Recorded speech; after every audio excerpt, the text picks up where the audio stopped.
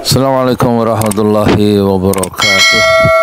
Saya Yudi Pramuko, political youtuber tertua di semesta.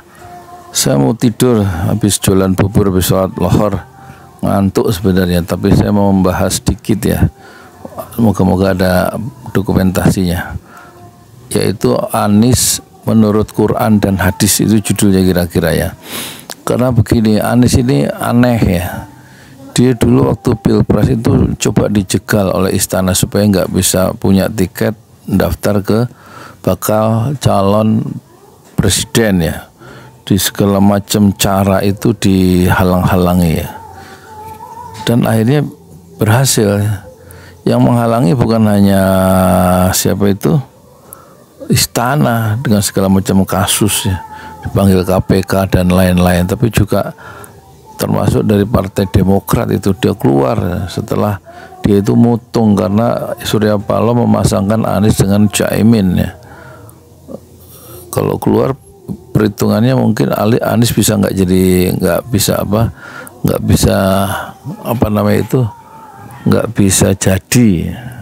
jadi bakal calon presiden karena kursinya kurang. Tapi setelah dihitung tambahan dengan keluarnya Demokrat dan tambah masuk Nasdem justru tetap cukup ya, sehingga bisa jadi calon presiden. Intinya poinnya itu dihalang-halangi. Tapi sekarang untuk jadi bakal calon gubernur Jakarta itu juga coba dihalang-halangi ya. Ada isu kemungkinan PKS itu nggak jadi dukung. Dia ke KIM, jadi Koalisi Indonesia Maju, dan Nasdem juga begitu. Jadi ada Koalisi Indonesia Maju plus ya, plus PKS plus Nasdem plus PKB sekalian, sehingga Anies itu betul-betul nggak ada yang dukung. Ini luar biasa pikirannya, sangat ekstrim ya. Bagaimana Anies yang nggak punya partai tapi orang mengakui kredibilitas dia, mengakui kualitas ya kepemimpinan dia selama 5 tahun di DKI dan sukses membawa warga DKI itu bahagia dan sukses kotanya itu maju, itu masih kok nggak didukung ya. Ini memang tarikan-tarikan dunia itu luar biasa ya. Termasuk PK dalam Partai Keadilan Sejahtera itu memang ada unsur-unsur yang sangat pragmatis ya, nggak semuanya idealis ya. Tapi kalau nanti faksi idealisme itu menang, tentu dia akan dukung Anies Baswedan ya. Tapi tetap kurang kalau PKS kan. PKS itu di DPRD DKI kan hanya 15 ya, padahal syaratnya minimal harus 22, jadi kurang berapa itu, PKS itu 18 ya, 18, jadi kurang 4 kalau ke 22, jadi masih ada cadangan, perlu 4 kursi supaya Anies bisa lolos jadi bakal calon gubernur DKI.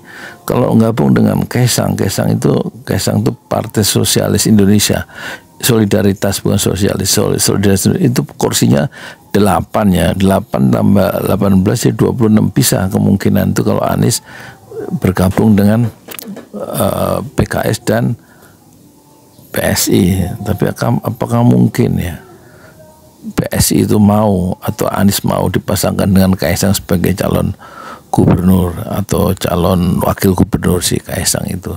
Tapi kemungkinan kalau hanya sendiri nggak bisa juga. PKS dengan calon wakil gubernurnya adalah Sohibul Iman ya kan, wakil ketua Dewan Majelis Syuro Dewan Syuro itu ya. Tapi kemungkinan PDIP yang kursinya 15 itu kalau gabung ke PKS dan dukung Anies itu sebenarnya selesai. Tapi poinnya adalah bagaimana mungkin Anies itu bisa kehilangan tiket, nggak bisa berlayar gara-gara nggak ada partai pun satupun yang mendukung, termasuk PKS ya. PKS masuk ke KIM plusnya Prabowo dan juga Nasdem, sementara Anies misalnya hanya didukung oleh 15 kursi dari PDIP, nggak bisa maju. Nah sekarang dari segi Islamnya bagaimana? Dari segi Islam itu Allahumma malikal mulki tu'tal Allahumma ya Allah malikal mulki tu'til mulka man tasha, ya Allah engkaulah yang memberikan kekuasaan ya, kepada apa yang memiliki kekuasaan, dan engkau lah yang memberikan kekuasaan man tasya kepada orang yang kehendaki, wa tanzi'ul mimman tasya, dan engkau lah ya Allah yang mencabut kekuasaan dari orang yang engkau kehendaki. Jadi kalau semua orang bisa misalnya menghalang-halangi berkumpulnya seluruh jin dan manusia di semesta ini, menghalang-halangi Anies supaya nggak jadi calon, nggak jadi gubernur, tapi kalau Allah memberikan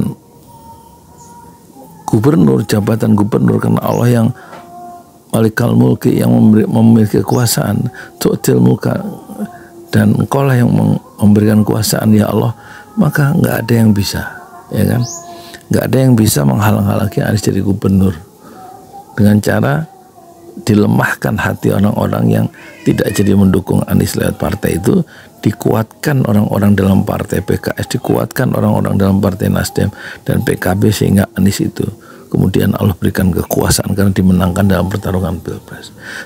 Kemudian kalau dari segi hadis bagaimana?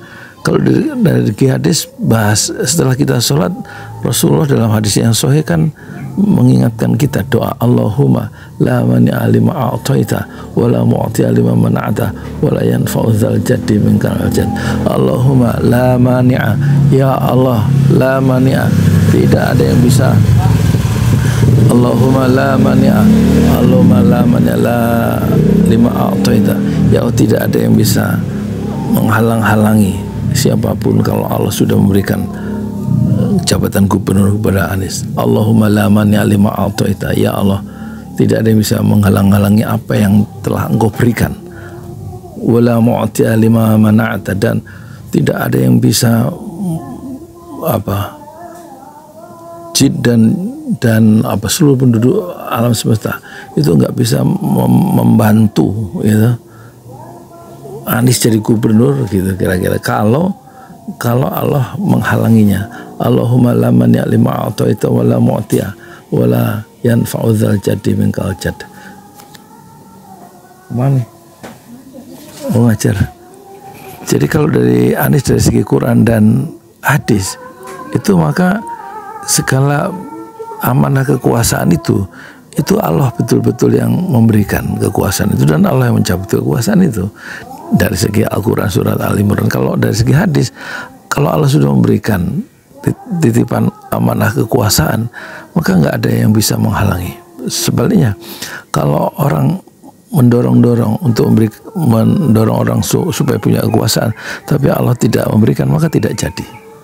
Jadi sebenarnya betul langkah Anies, dia tidak memperhatikan siapa kompetitor dia, tapi dia sedang menginventarisir apa masalah-masalah penduduk DKI itu dan bagaimana cara menyelesaikan masalah-masalah berat yang dihadapi oleh warga DKI. Itu yang benar.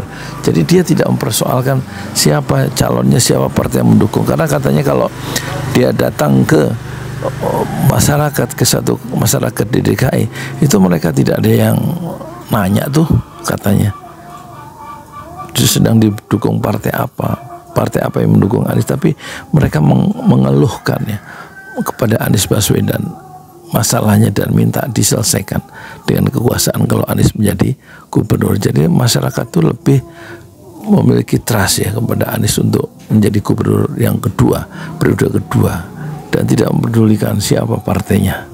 Dan itulah yang langkah yang benar, bagaimana kekuasaan itu harus dimanfaatkan dan bagaimana kekuasaan itu harus nanti dipertanggungjawabkan di depan Allah. Jadi kalau dari segi Quran dan Sunnah, saya melihat Anies Baswedan kalau Allah kehendaki dia pasti jadi gubernur DKI meskipun tidak didukung oleh seluruh partai. Assalamualaikum warahmatullahi wabarakatuh.